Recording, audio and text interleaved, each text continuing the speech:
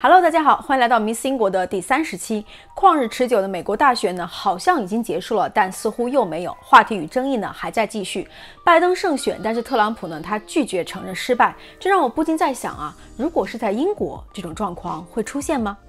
好像不太可能。这和候选人的性格呀、格局啊，其实1毛钱关系都没有，它是由英国的政治游戏规则决定的。全世界陪着美国人一起追着这4年一季的秀，很多人没有意识到，其实在这过去的4年里面，英国已经举办过了2次大选，换了3个首相。剧作家肖伯纳说，英国跟美国呢是被同一种语言隔开的2个国家，与跌宕起伏的美式真人秀相比，英国的选举呢更像是一出精悍的黑色幽默短剧。今天这期我们就来聊一聊英美的选举制度在选总统和选首相上有趣的不同点。第一，怎么选？与美国人民直接用选票选出总统不同，英国的选民他其实是不会为首相候选人投票的，他拿到的选票上呢也不会印有首相候选人的名字。事实上，英国选民是通过选出自己选区的议员来决定政党和首相的命运。英国呢目前是划分为650个选区，选票上呢会印有各个党派在这个选区候选人的名字，每个选区最终产生1名议员。候选人必须年满21岁，通常来自于政党，也可以是独立的候选人，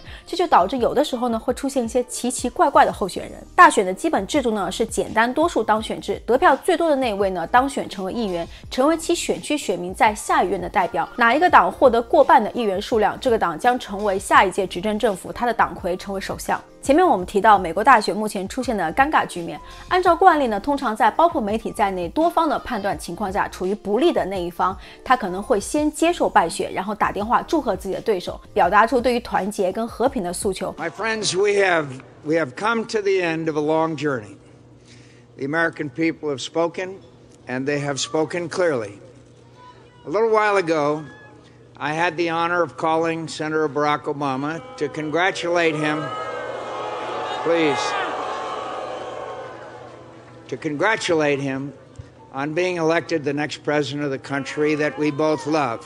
但 Trump 呢，显然不想走这条寻常路。如果是在英国呢，那可能就由不得你了。因为按照英国的传统呀，每一个选区在宣布结果的时候，他要求所有的候选人必须上台等待宣布，不管你是多大的咖，不管你认还是不认。这是2019年的大选，站在中间的呢是鲍里斯·约翰逊，他的政党呢刚刚以压倒性的胜利呢获得了过半议员的数量，而他作为党魁呢将成为首相。在自己的选区呢，他获得了2万多张选票，超过52.9%的人支持他。而他的对手们呢 ，Elmore 获得了8票 ，Colt Binface 获得了69票，还有传奇人物 Lord Buckingham 获得了125票。这位骨骼清奇、气质不凡的 Lord Buckingham 呢，可不是个无名之辈。他在英国的竞选舞台上呢，活跃了多年，而他提出来的许多政策呀，还真的跟部分公众呢产生共鸣。比方说，废除贵族主导的上议院，当然不包括废除他自己给自己封的这个 Lord 勋爵的称号。还有就是呢，禁止向沙特售卖武器，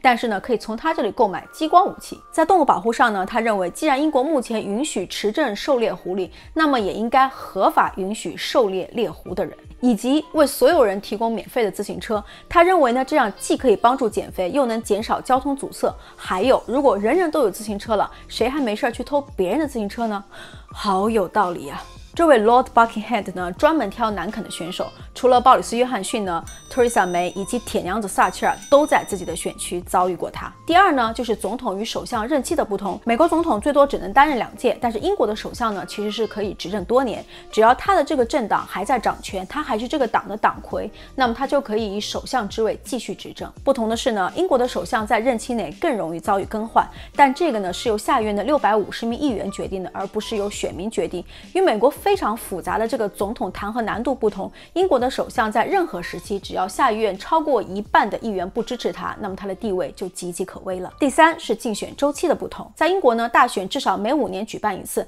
但是首相在他任职期间的任何时候都可以举办大选，也就是说，理论上他可以选择时机。1966年，英格兰赢得了世界杯冠军，据说当时的时任工党党魁哈罗德·威尔逊就利用了这种群情激昂的心态举办大选，获得了大胜。但是呢，也有玩砸了的，比方说像前首相 Theresa May， 在当时啊，她既面临脱欧的时候面临其他党派的批判，但同时又面临自己党内缺乏信任和施压，所以导致他不得不想要进行提前大选来改变自己示威的这种格局。结果呢，输了一个底朝天，保守党失去了自己绝对多数的席位，导致他们不得不和其他党派联盟组成联合政府。这一战呢，也促使了特蕾莎梅的辞职，鲍里斯·约翰逊上台成为新党魁，成为首相，并且在去年再一次通过大选，让保守党成为下议院的最大党。相比之下呢，美国总统就没有这种灵活性了。美国总统大选的日期呢都是固定的，无论时机好坏，你都要硬着头皮上。这也是为什么今年呢 ，Trump 他动了想要延迟大选的心思，但却无能为力。在时间上，英国的全国大选非常的迅速，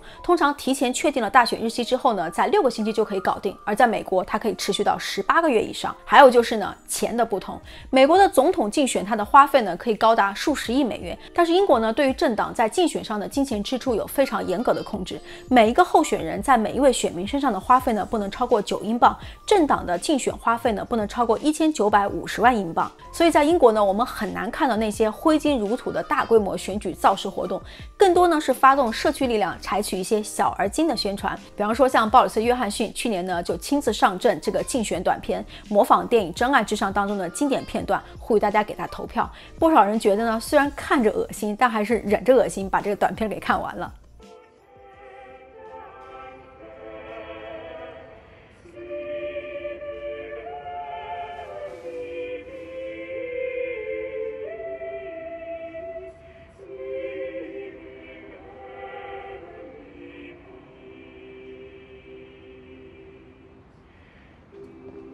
Enough.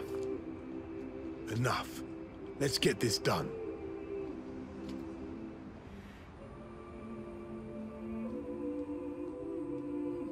英国的政治制度呢，也被称为现代民主制度的开端。君主立宪确定之后，100年来英国的政党权力交接基本上都秉持了和平与尊重的原则。与韩国、美国相比呢，英国的首相他的结局大多也是善始善终。简单多数当选制呢，有它的稳定性和延续性，议员和他的选区选民之间有了更直接的联系，更加能够在下议院为他的选民利益而发声。但是多年来呢，一直不断有声音要呼吁进行这个选举制度改革。这个制度它对于小党派来说呢是非常不利的，因为获选的决定因素呢是在于一个政党在各个选区的分布情况，要拿到这个选区的议席呢，你就必须是这个该选区的第1名，所以会出现像绿党一样这些比较小的党派，虽然它在全国获得的选票呢数以万计，但是却不足以获得某一特定选区的这张议员席位。以上呢就是美国和英国在选总统和首相上的不同点。如果你是选民的话，你更喜欢这种英式选举，还是喜欢更热闹的美式选举呢？好了，如果你喜欢今天这期节目，记得要点赞、分享、订阅我的频道，